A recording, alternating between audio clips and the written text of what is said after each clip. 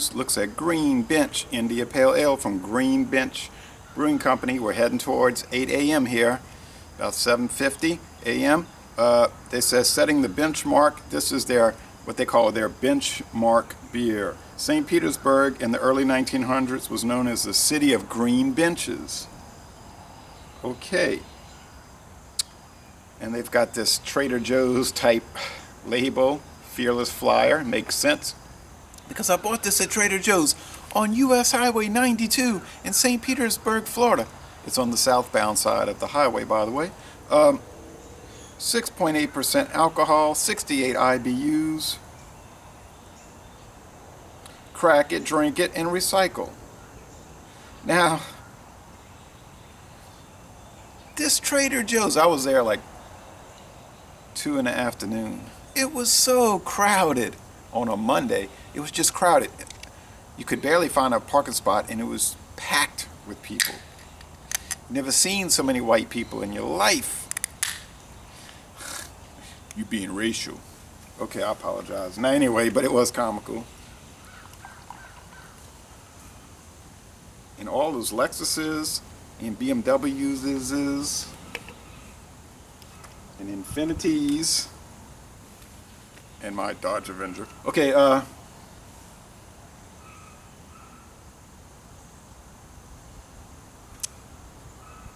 and I saw 4 different types of sherry in there. But I said, it was from that same company that made that cream sherry I bought from them in Baton Rouge. It's like their house brand. It's contract vented with some company in Spain, but it was inferior. I said, this is just like their name tag lager and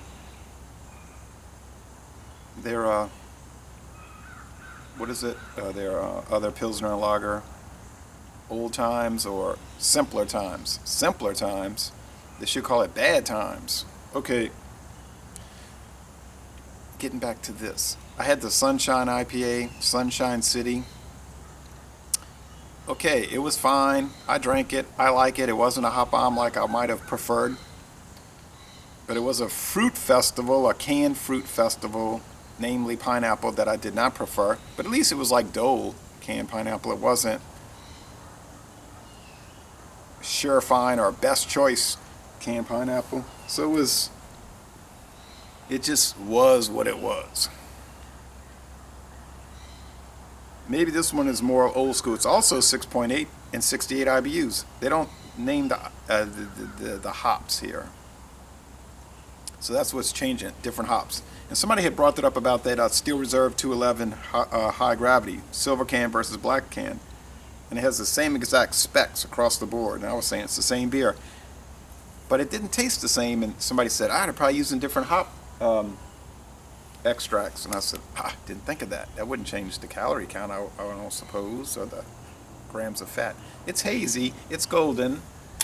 The head it's thin to medium white head, a white head. Not really bubbly. There's a few little lazy bubble streams. Oh, and by the way, this is the first video review for this beer in the world. It's more hop oil than fruit. Alright. Now you probably are saying, you don't like fruit, you don't like, you don't like Richard Simmons, Look, I'm not against that style per se of IPA. It just doesn't appeal to me. I know it's the big thing. It seems to kind of be losing momentum. Though maybe people are turning against it or something. My favorite IPA, and this is going to sound terrible, is the English style, like your Samuel Smith's India Ale and stuff like that. So you say, whoa, wait a minute. That's not a real IPA. Those English IPAs aren't even real. Okay. I do love Torpedo Extra IPA. I could really make a video once a week on that. But so hop oil, resin, I like it. I like it so far.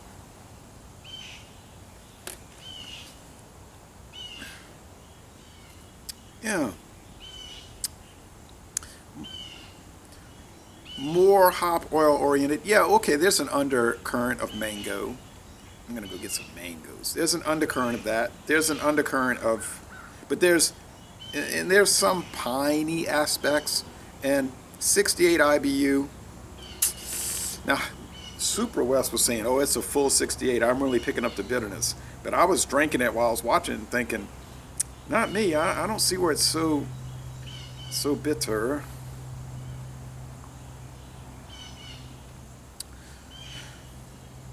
It's there. It is not profound. It's more of a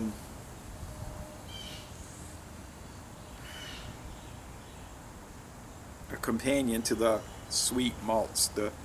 It's sweet white bread. The white bread crust. You know the routine with these standard IPAs. The body's medium, slightly oily, maybe a little onion. No cattiness. And the finish is dry, more or less. I was walking that. I took a little sip of water before I came out here. I walked half a mile. I feel a little coolness in the air. A little. You say, somebody asked me, does Louisiana get hot in September? I said, very hot. I mean, 98 degrees 2 days ago. That's hot. But I'm feeling a breeze. And there's some coolness and dryness in it.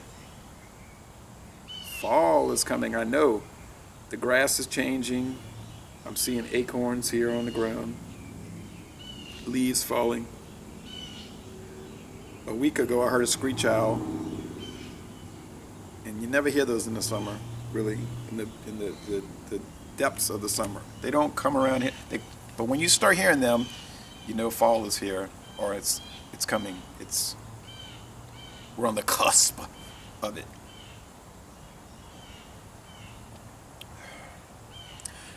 The ratings for this beer is the few that they have. They're saying very good on Beer Advocate. Rate Beer doesn't like it. They're like 61 out of 100. I think in the style it's really low. But then they gave the other one, the fruit salad, like 92 out of 100. So that's telling you what their preference is.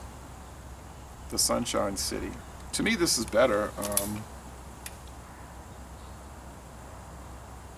Now you say, no, flagship beers are never better.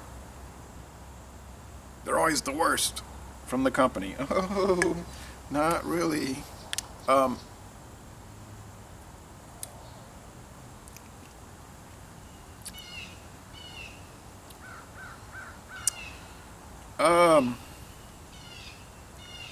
This is reminiscent of Stone IPA. Well, you know, that's 7/70.